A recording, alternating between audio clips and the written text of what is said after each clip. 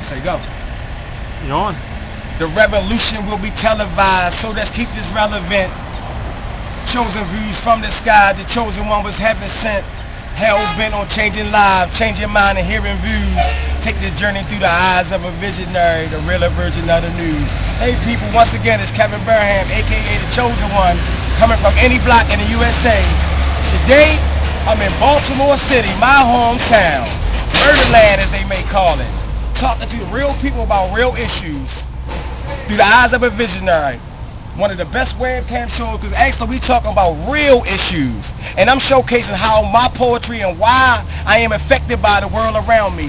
And today I got a special guest, and today most of the time I'm talking to a random person. Not today, I'm talking to a special great friend of mine, just a barber, my brother Eric, and once he introduces himself, we can get into the dialogue. So Eric, let me hold this, let me tell him who you are. How you doing? My name's Eric Cheatham, otherwise known as E, the barber. Good friend. Right, man. E, man, you know I love and respect for you, man. Okay. You know what, man? I want to talk about some real issues. You know, we talk a lot, and I just want to showcase basically, what's happening and around our world. And E, the first question I want to get to, the first step of our dialogue today is, do you believe that one person can make a difference? Oh yeah, without a doubt, because one seed can grow a tree. You know what I'm saying? Okay. And from that tree, branches grow. Okay. You know what I'm saying? Leaves, and from there, from one tree you can start building a house. Okay. So my answer to that question be most definitely yeah, man. You know what I mean? Hey, Eric. Yeah. You believe that, and I see how you think, man, because I know we come from the same club, but a lot of times you would believe that people say, well, man, one person can't make a difference because they believe that means you doesn't do it by yourself. But in all actuality, that only thing that means is getting somebody to buy into your vision. Yeah.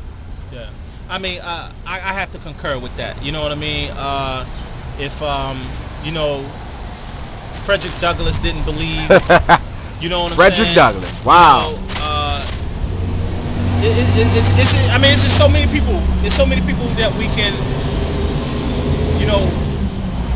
just go back on and then and use their lives as an example. Right. As the thing about it, it's not wrong with hoping.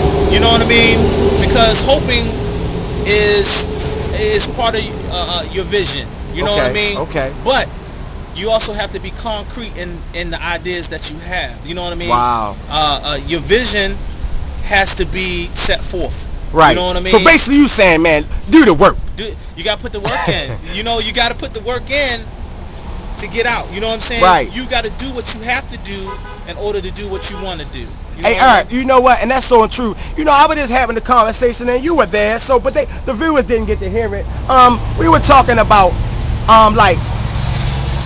sometimes you can be viewed as preachy or because you trying to do something to make a difference. Ain't it funny that we can have conversations about everything under the sun, right? But yet when you talk about things that really matter, if you got children, you don't necessarily only have to have children. You have family that's affected by all of the things that go around. You hear us talk about, well, the politicians, they ain't give us no money for the schools, but you ain't mentoring no children.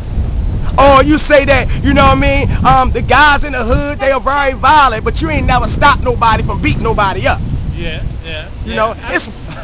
Come on, let's talk honest. No, that's real talk, because that just goes back to that one spark. You know what I mean? Yes. That to ignite the flame. Right. You know what I mean? You have to start somewhere. Everybody is not going to be a freedom rider, Right, true. Everybody's not going to ride for the cause. It doesn't mean or make that person is not right or anything like that.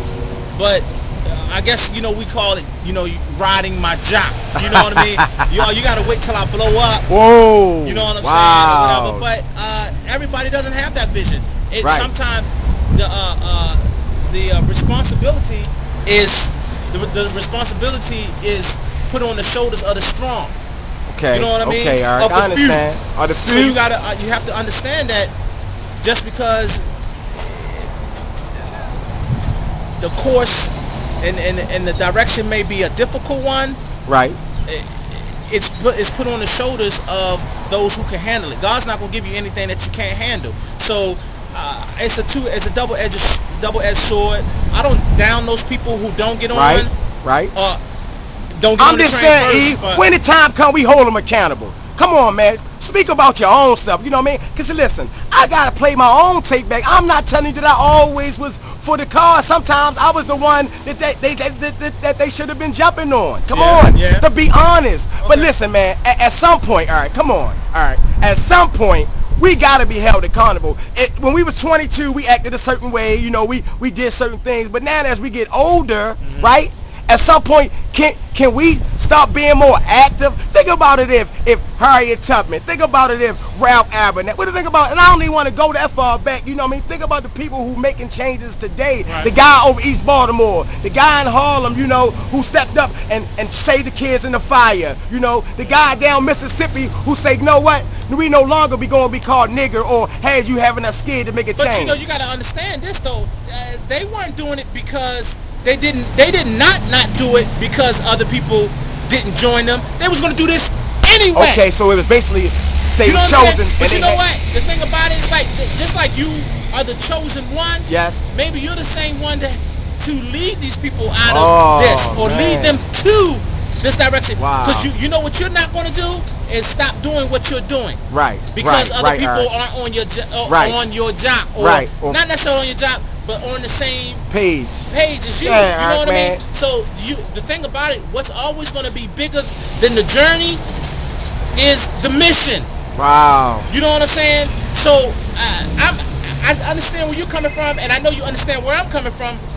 But my whole thing is that the mission is always bigger than, you know, the people who are going to be a part of it. Right. You know what I'm saying? Exactly. So with that being said, anything that you are going to do, you do it with the conviction of having love out of it. You know what I'm saying? Exactly. If you're doing it for the love of it, you know, whether it be an entrepreneurial type of situation or whatever, you're going to make money from it, believe it or not. Okay. Some of the best ideas were created, but people just did it for the love of it, and now they're multi-millionaires and billionaires because of it. You know what I'm saying? But also, the smallest of ideas, I just want to be able to drink out of the same watering hole as you. Wow. I just want to go to the same bathroom as you, because you bleed like I do, you live like I do, you die like I would, or whatever. You know what I'm saying? So it's about the cause. It ain't about the people. Martin Luther King, if he didn't have, if he thought all these people, every black person wasn't on his side. Every black person didn't think. But you think this, well, I'm not going to do this or whatever. You know what? March on, keep on, push on, live on. Right. And you know what? See, and it goes to the play.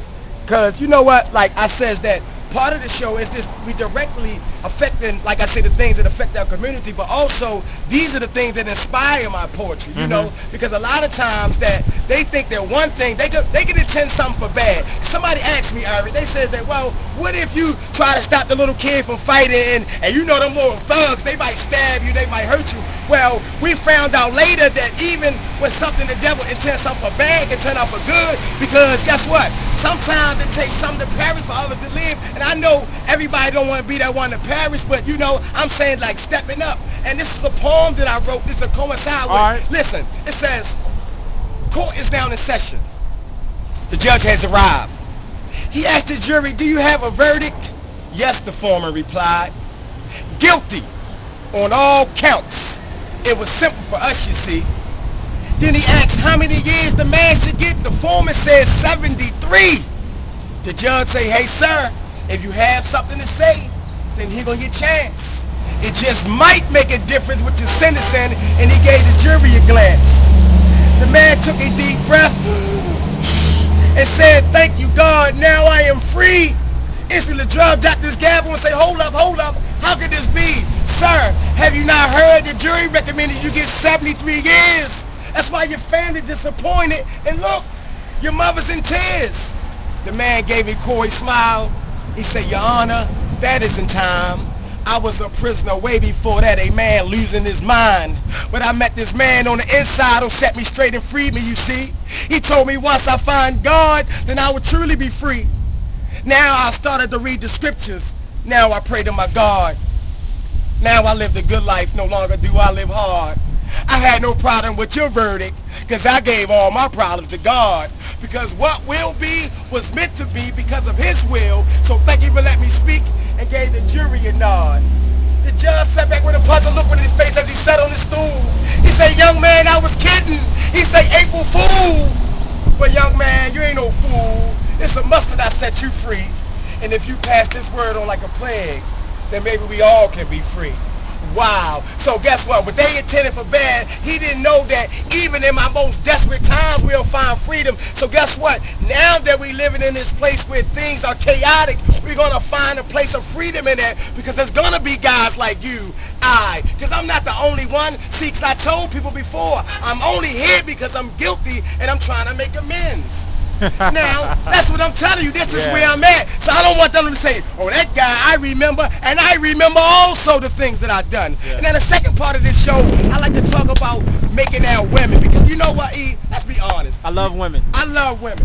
And listen, I love my mom. I'm a mama's boy. Yeah. How about you? Self-proclaimed. Listen, Self-proclaimed. Hey, shout out your mom. Go ahead, Yo, Patsy Ann Cheatham. I love you. I love you. Right, well, we talk about mom. Now, you know what? To be totally honest, you know, E, and I know your story, so I know you, right? Okay. In this case, that your dad, you know, he's not here. You know what I mean? God bless him. Yeah, you know no what I mean? doubt. But a lot of times, the father's been left at home. Let's be honest, in our communities, okay?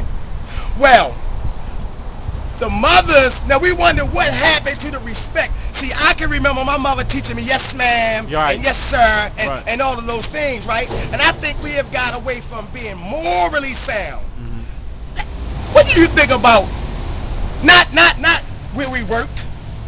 I know she could be a lawyer. Not where she went to school. I know she went to Yale, but is she a lawyer yet still a hoe? Is she a doctor yet she's still practicing being deceptive to everybody around her? Let's talk about the moral. Let's talk about the moral stance on women right now. Come on, brother, help me. Yeah, that's too deep. Wow. That's deep, because you know now you're getting into. I mean, don't get me wrong. I know women. I love women. Okay, do you have daughters? I have 2 beautiful daughters. Okay, let's think about you. Let's not just look at your love for women. You got a mom. You just told you just said Miss Pat. Let's talk about the moral fortitude of our women. Well, you know what? The thing about it is this. The one thing that my father instilled in me at an early age are morals and values. You know what I'm saying? Okay. Not getting my wants mixed up with my needs. Okay. Respect and honesty. Okay. You know what I mean? So I just try to still, don't get me wrong, as an adolescent, I ran from those type of teachings, but it's still so deep in me. They were embedded so deep in me. Right. I had to come back to them. Exactly. Even when I ran away from them. Right. I had to come back to them. You know what I'm saying? Yes. I mean, I'm gonna use this analogy that I've seen guys run to the cliff. Okay. Look over. And be able to walk away. Wow. Because their morals and values brought them back. Right. But then the cat who don't have the morals and values went to the ledge, looked over, walked away, and ran and left. Wow. Because he just didn't know. Right, hey Eric, Eric. If these are our queens, these are the, listen, you like it to say it or not, I know the man leaves, but the foundation of our communities without a doubt, are based on how our women hold us down. Well, you know what? It's how they hold us up. Woo. You know what I mean? I was on Facebook the other day, and I just threw it on there because that's how I was feeling. Behind every great man is a great woman. Yes. And the dude said, nah. He said, you're wrong with that. She's standing by you, beside everyone. Wow. And you know what? I think that's a great adage, but it's not the truth. Okay. You know what I'm saying? Okay. Because okay, we can talk. A great woman will hold her man down and also lift him up. Wow. You know what I mean? Wow. I don't think a great woman, her place is by you. Her place is next to you, next to the man. You know what I'm saying? Yes. But she has your back. Yes. You know what I'm saying? When we're saying that behind you, that's her pushing you forward, making you do and go places that you have to go. Right, man. 1 second. 1 second. I'ma totally agree to that. 1 second. Just push pause.